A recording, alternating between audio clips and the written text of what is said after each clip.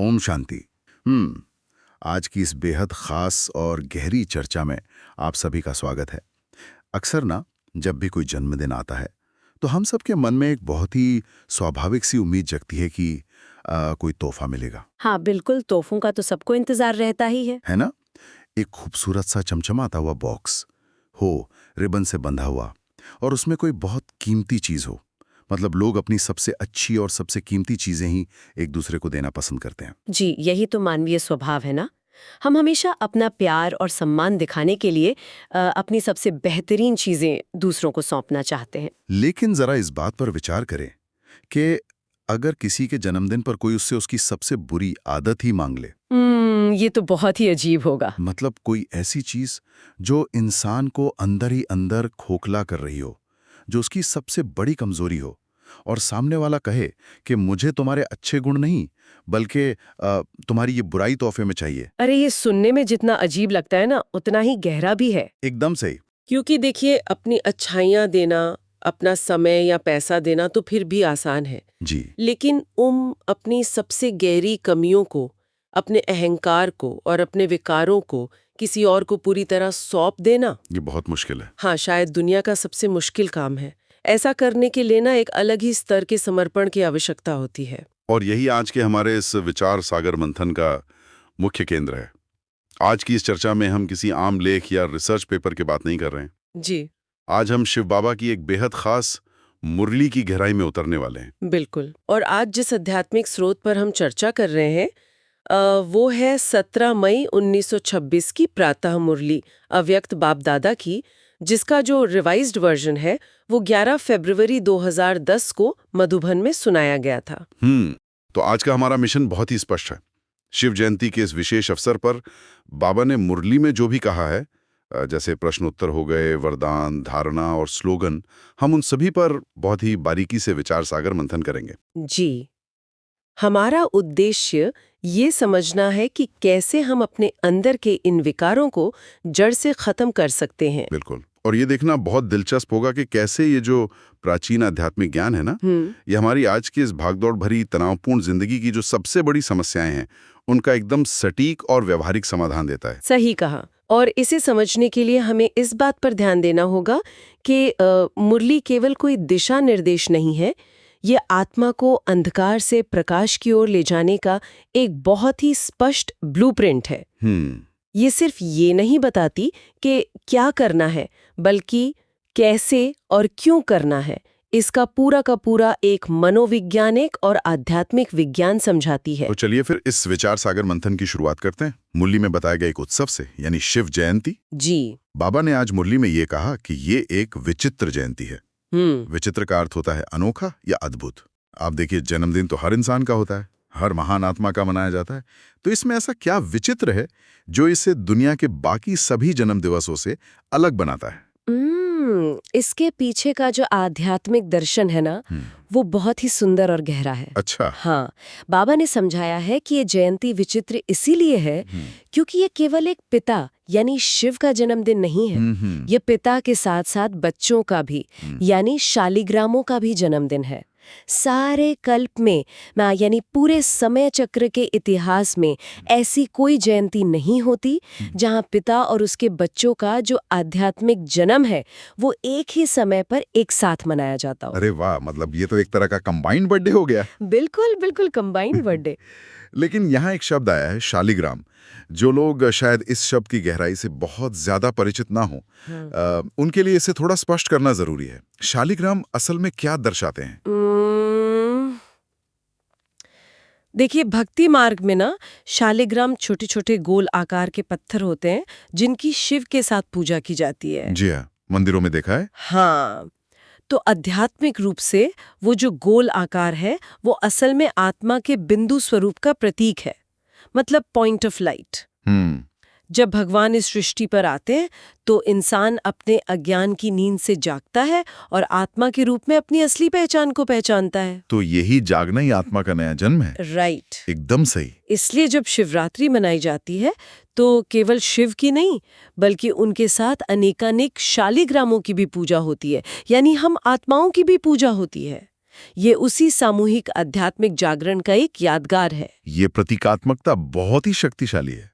और इसी विशेष अवसर पर जब पिता और बच्चों का जन्म एक साथ हो रहा है तो बाबा ने बच्चों से एक बहुत ही खास व्रत लेने की बात कही है, पवित्रता का व्रत। हाँ, और ये व्रत उन उपवासों से बहुत अलग है जो आमतौर पर दुनिया में रखे जाते हैं। बिल्कुल, दुनिया में तो लोग एक दिन का उपवास रखते हैं, कुछ घंटों के लिए खाना पीना छोड़ देते हैं या कोई मीठी चीज खाना छोड़ देते हैं। जी, लेकिन मुरली में जिस व्रत की बात की गई है वो कोई एक दिन या एक महीने का नहीं है, वो पूरे एक जन्म का व्रत है। बाप रे, एक जन्म का व्रत? हाँ, और इसका सबसे बड़ा आकर्षण पता है क्या है? क्या?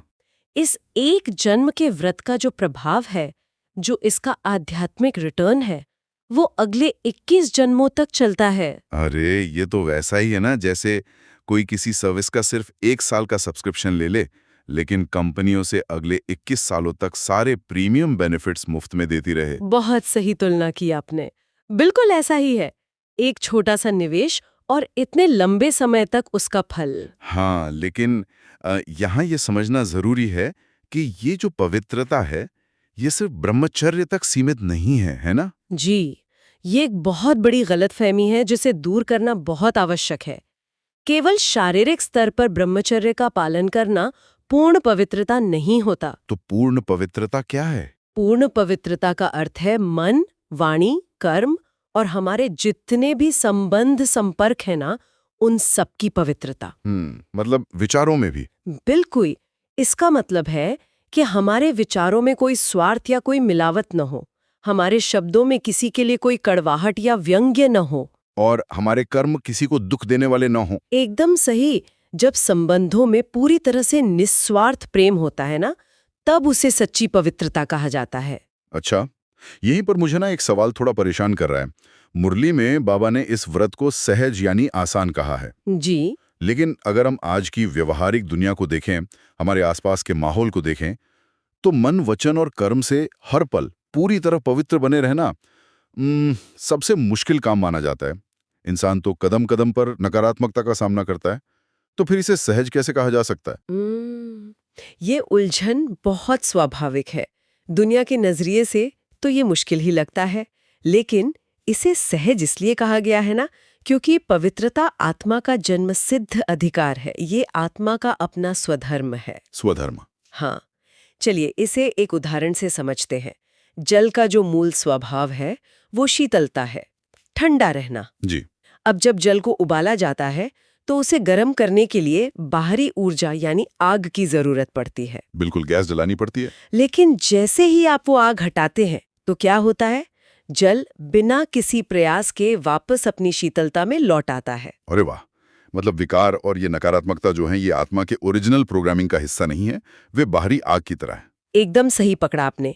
विकार तो बाहर से आए हुए वायरस हैं। जब आत्मा अपने मूल स्वभाव में वापस लौटती है, यानी शांति, प्रेम और पवित्रता में, तो उसमें कोई संघर्ष नहीं होता। घर वापस आना हमेशा सहज होता है।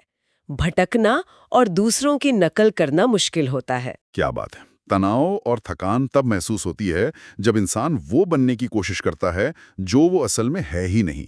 जी, अपनी वास्तविकता में टिकना ही सबसे सहज प्रक्रिया है। ये नजरिया तो समस्या को देखने का पूरा तरीका ही बदल देता है। बिल्कुल। लेकिन घर वापस आने के सफर में, यानी पवित्रता की इस स्थिति तक पहुंचने में सबसे बड़ी बाधा क्या है? मुरली इसी बाधा की ओर इशारा करती है जिसे क्रोध का भूत कहा गया है। हाँ, और यही वो अनोखा तोहफा है जो बाबा ने शिव जयंती के अवसर पर मांगा है। बाबा ने आज मुरली में ये कहा कि मुझे गिफ्ट के रूप में तुम्हारा क्रोध चाहिए। क्रोध को भूत क्यों कहा गया है? क्रोध को भूत इसलिए कहा गया है क्योंकि जब ये इंसान पर हावी होता है ना, तो उसका अपने आप पर कोई नियंत्रण नहीं रहता, जैसे किसी भूत ने पकड़ लिया हो। हाँ, और मुरली में इस बात को बहुत स्पष्ट किया गया है कि क्रोध कभी अकेले में नहीं आता, ये हमेशा दूसरों के कनेक्शन और संपर्क में आने पर ही पैदा होता है। जी बिल्कुल।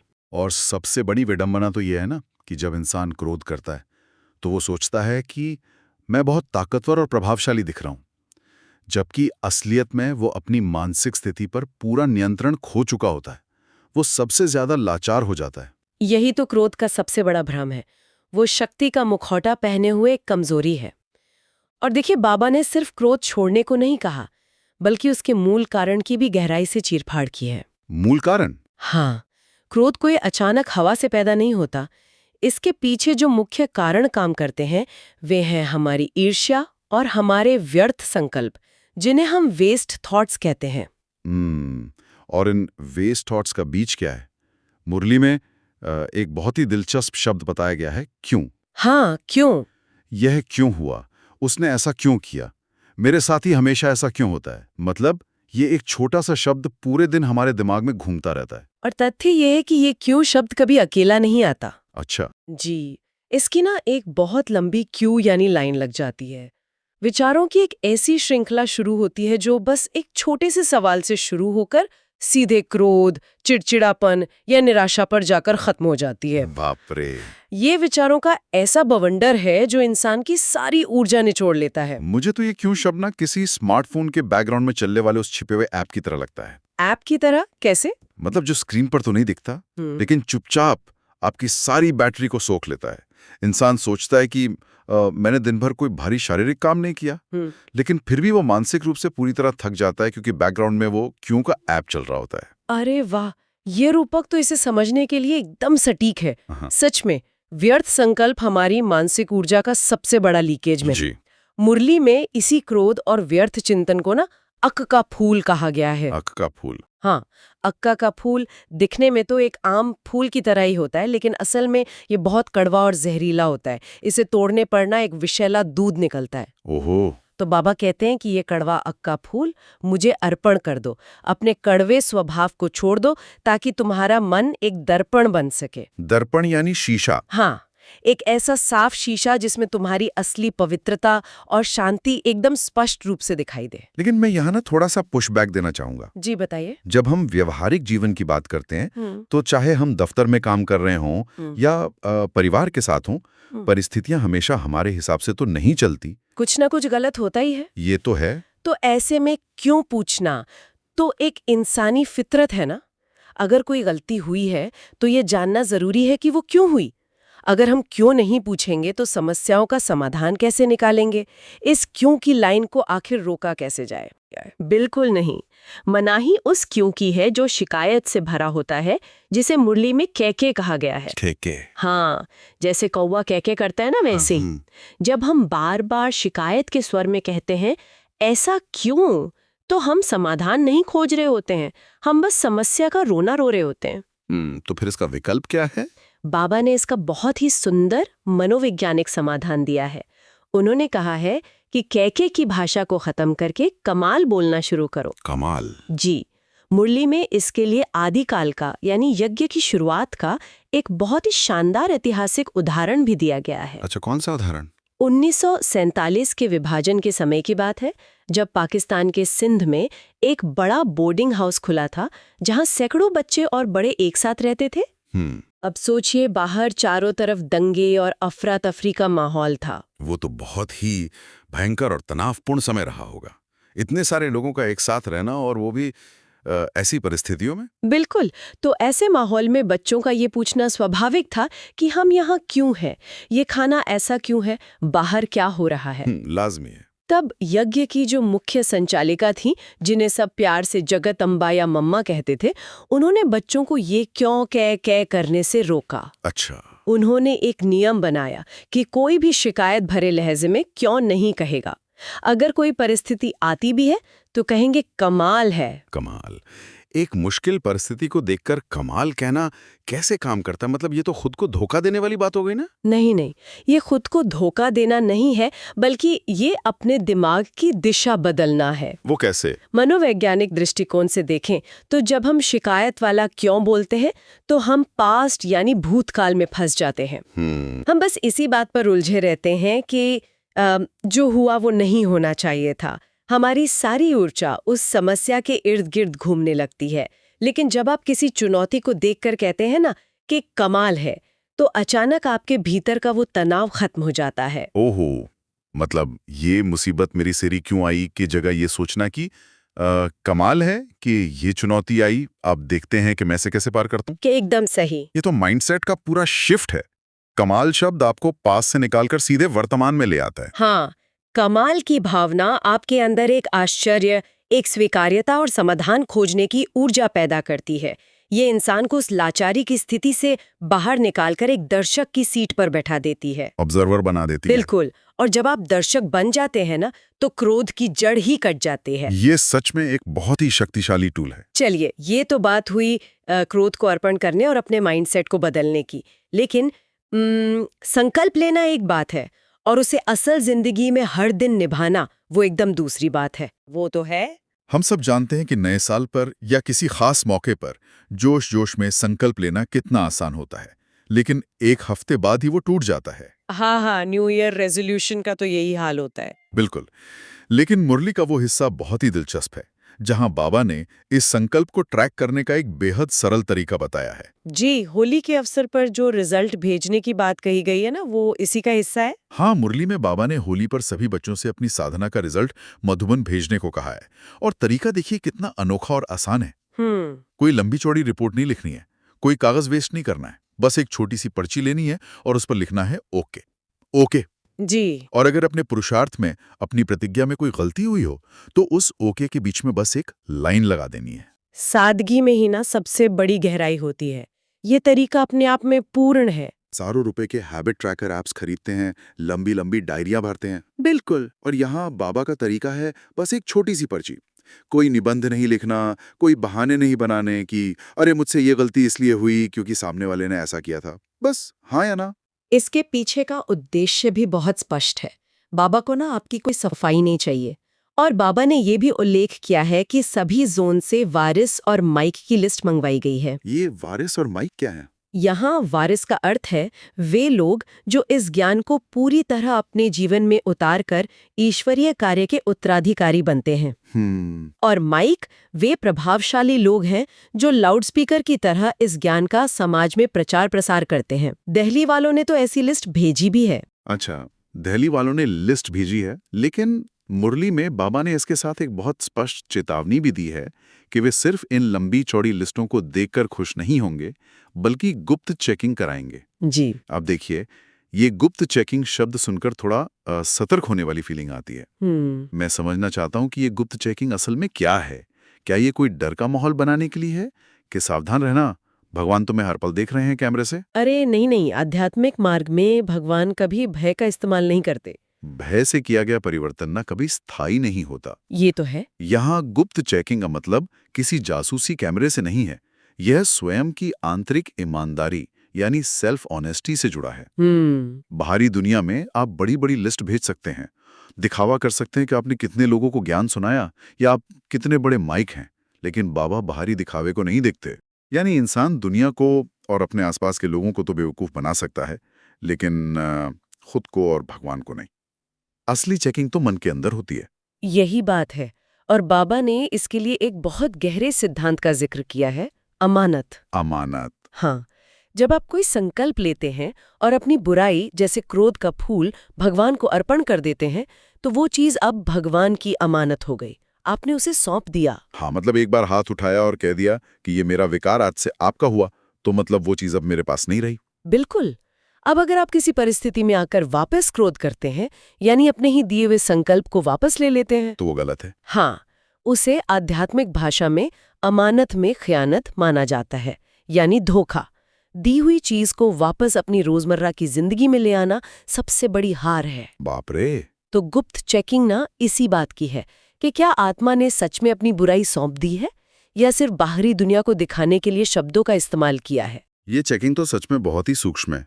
दी हुई चीज वापस नहीं ली जाती, यह वाक्य अपने आप में इतनी बड़ी जिम्मेदारी का एहसास कराता है।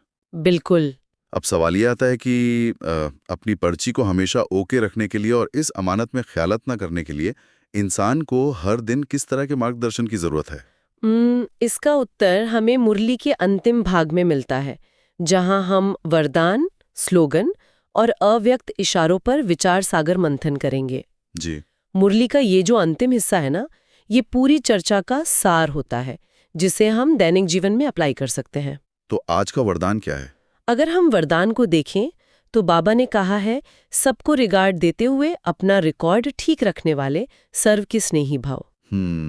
यहाँ बहुत स्पष्ट संदेश है कि दूसरों को रिगार्ड देना यानी सम्मान देना ही असल में अपना रिकॉर्ड बनाना है। इसके लिए पहले आपका पाठ पक्का करने को कहा गया है। मुझे ना ये रिगार्ड और रिकॉर्ड शब्दों का जो खेल है वो बहुत ही सटीक लगा। ये तो एक तरह का आध्यात्मिक अकाउंटिंग सिस्टम हो गया।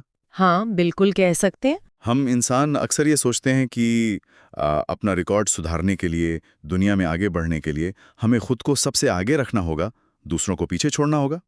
जी, यही दुनियावी सोच है। लेकिन यहाँ तो गणित बिल्कुल उल्टा है।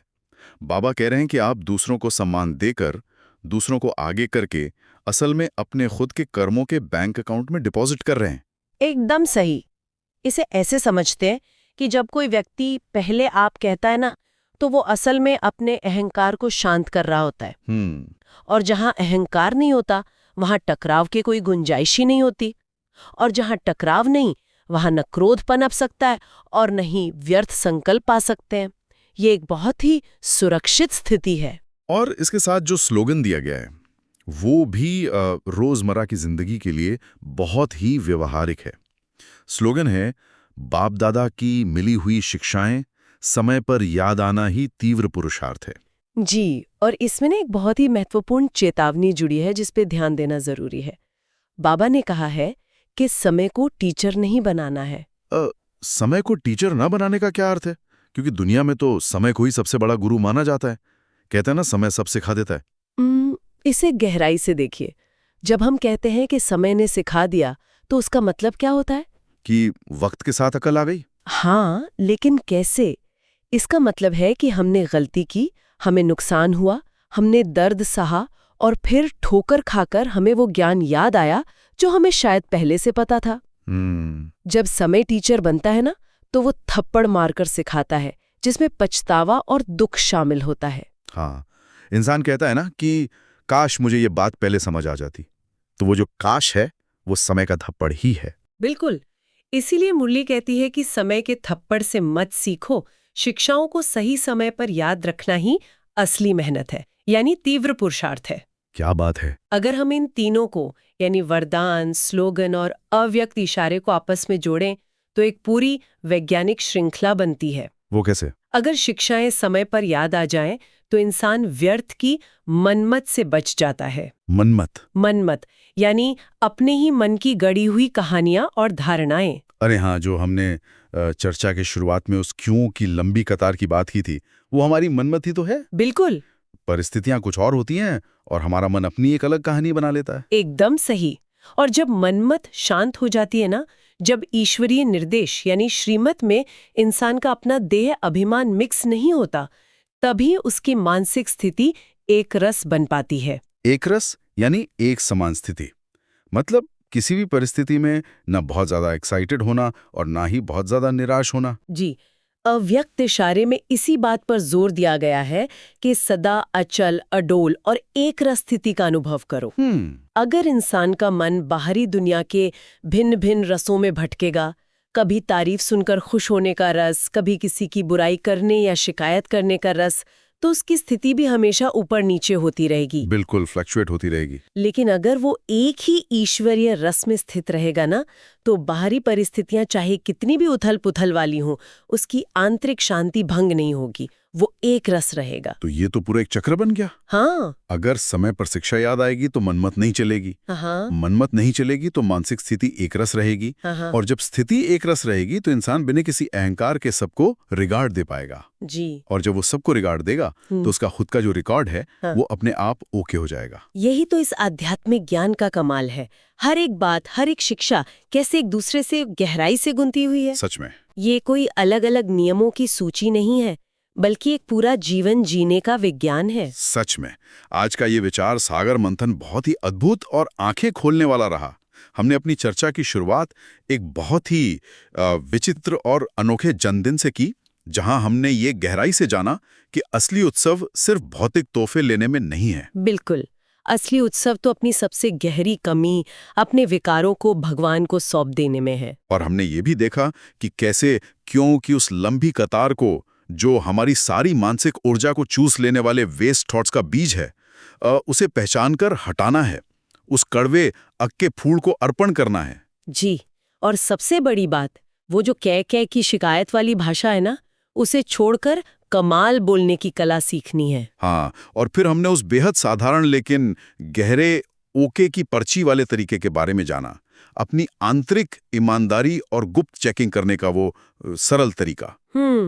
ये समझना कि भगवान को दिया हुआ कोई भी संकल्प एक अमानत है और उस अमानत में वापस विकार लाकर खयानत नहीं करनी है। और अंत में हमने इस आध्यात्मिक गणित को समझा कि कैसे दूसरों को रिगार्ड देकर ही हम अपने जीवन का रिकॉर्ड सुधार सकते हैं और समय को अपना शिक्षक बनाने के दर्द से बच सकते हैं। इस गहरी चर्चा को सुनने वाले हम सभी लोगों के लिए ये समझना सबसे ज्यादा जरूरी है कि आज मुरली में जो कुछ भी कहा गया है वो केवल कोई बौद्धिक या दार्शनिक चर्चा के लिए नहीं है। जी बिल्कुल नहीं। ये ज्ञान सिर्फ कानों से सुनने के लिए नहीं है, बल्कि अपने व्यावहारिक जीवन के हर एक पल में धारण करने के लिए है। क्योंकि ज्ञान तभी अपना असली मूल्य साबित करता है ना, जब वो हमारे व्यवहार, हमारे शब्दों और हमारे कर्मों में दिखाई दे। एकदम सही।